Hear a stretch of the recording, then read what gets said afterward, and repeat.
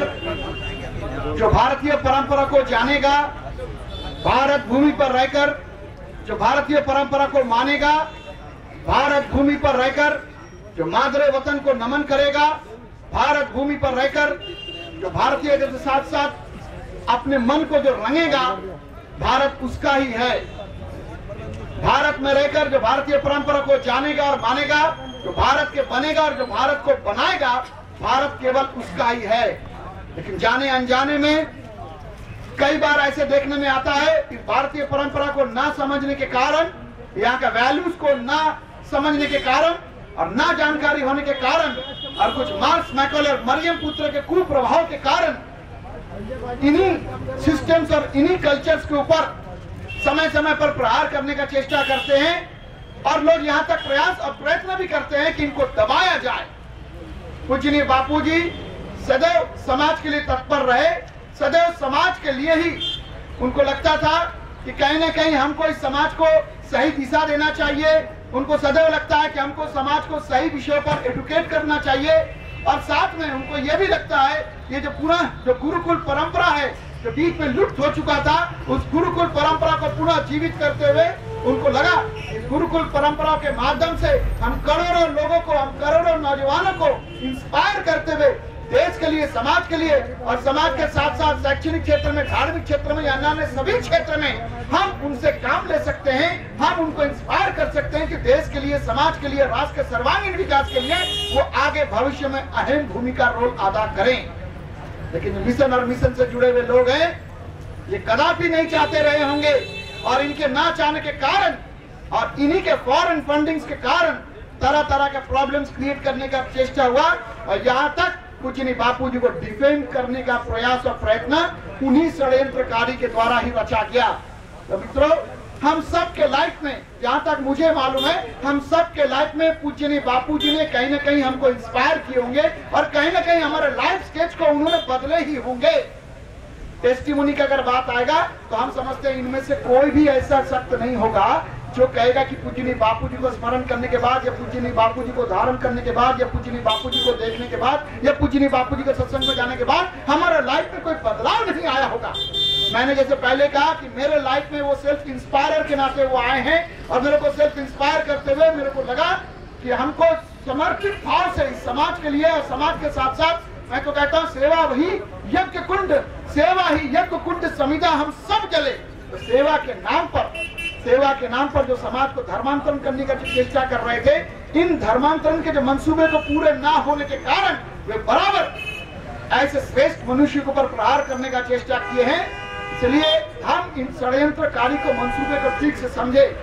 भारत में रहकर भारतीय परंपरा को जानना और भारत में रहकर के भारतीय परंपरा को मानना और सिर्फ जानो और मानो से पर्याप्त नहीं है, उसके साथ साथ हर मन को रंगना भी चाहिए। इसलिए हमको अपने बारे में और अपने अतीत के गौरव में, इतिहास के बारे में सही सही जानकारी होना चाहिए कि हम कौन हैं, हमारा हैसियत क्या है, हमारा अस्तित्व क्या है, हमारा पहचान क्या है, हम किसके कारण जाने जाते हैं, किनके कारण माने जाते हैं। हमने अपने फोर फादर्स को नहीं देखे होंगे, लेकिन इसका माने ये नहीं कि हम अपने फोर फादर्स के ऊपर कोई विश्वास नहीं रखते हैं। इसलिए पद चिन्हों को ध्यान में रखते हुए, फोर फादर्स के फुटस्टेप्स को फॉलो करते हुए हमें ऐसे भारत का निर्माण करना है जिसको हम कहते हैं कि भारत को पुनः विश्व गुरु बनाए बिना हमें विराम नहीं लेना चाहिए। स्वामी विवेकानंद जी के लाइफ स्केच को ध्यान में रखते हुए, खुदीराम बोस, भगत सिंह, चंद्रशेखर आजाद, पीनाय बादल दिनेश के लाइफ स्केच को ध्यान में रखते हुए जिस तरह से उन्होंने एक संकल्प और वीर व्रत लिए थे कि हम सर कटा सकते हैं लेकिन सर झुका सकते नहीं, स्वामी विवेकानंद जी ने पूरे विश्व पटल पर समाज के सामने एक उदाहरण सा प्रस्तुत किए थे कि in our society there are many school of art but only one school of art. और साथ में स्वामी जी ने ये भी इंगित स्वरूप बताए थे कि वेस्टर्न कल्चर है, जो पाश्चात्य कल्चर है, वहाँ ईट ड्रिंक एंड रीमैरी है, वो 4D कल्चर के ऊपर उनका पिलर्स खड़े हुए हैं। वहाँ पर dance, disco, drugs and divorce culture ही परोसे जाते हैं और वहाँ उन्होंने यहाँ तक कहते कि in our society there are many school of art, कि आर्ट सीखने के लिए यानी कला सीखने के लिए बहुत ऐसे इंस्टीट्यूशंस होंगे, लेकिन हृदय को जीतने वाला एक ही इंस्टीट्यूशन है, वो है सत्संगों के माध्यम से पूजनीय बापूजी हमको हृदय जीतते हैं और हृदय को परिवर्तित लाने का एक श्रेष्ठ इंस्टीट्यूशन वो पूजनीय बापूजी ने निर्मित किए हुए हैं। तो ऐसे इंस्टीट्यूशन से जो लोग निकलते हैं वो सदैव समाज के लिए तत्पर रहते हैं, वो सदैव सेवा भावी होते हैं। इन सेवा भावी को देखते हुए समाज के जो कुत्सित प्रयास में जो लोग लगे हुए थे, उनको लगा कि अगर ये उभर के आ जाएंगे तो भारत पुनः विश्व गुरु के स्थान पर काबिज हो जाएंगे।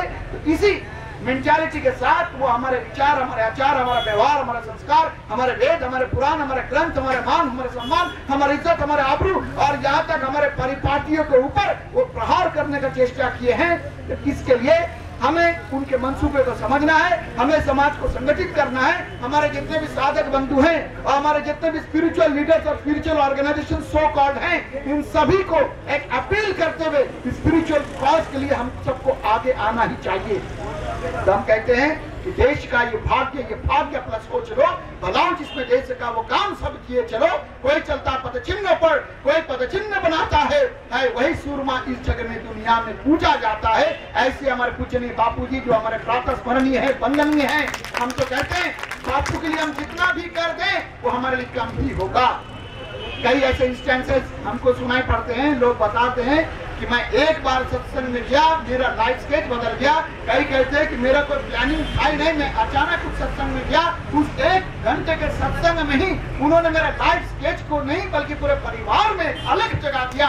तो ऐसे अलग जगाने वाले और ऐसे लाखों आदमियों को इंस्पायर करने वाले और ऐसे करोड़ों व्यक्ति को इंस्पायर करने वाले संत के ऊपर जिस तरह से ये कुछ प्रयास और प्रयत्न किए जा रहे हैं, इन सब के लिए हमें एकजुट होना पड़ेगा। और इन सब के लिए एक ही सूत्र है कि संगठन में शक्ति है, शक्ति है भक्ति नहीं है तो बेकार, और भक्ति है शक्ति नहीं है तो बेकार। इसलिए याचना नहीं और रण होगा, संघर्ष महाभीषण होगा।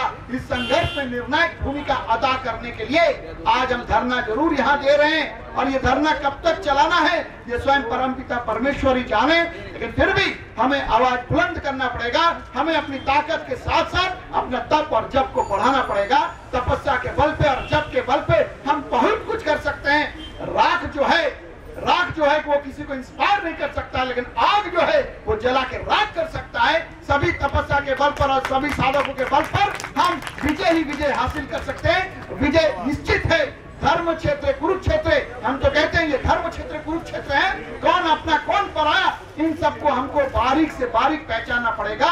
तो हम कहते हैं निश्चित होगा प्रबल समर्थन, निश्चित होगा प्रबल समर्थन। अपना सत्य विचारों का परम वीर का फर्क न पड़ता, किसी जीत या हार का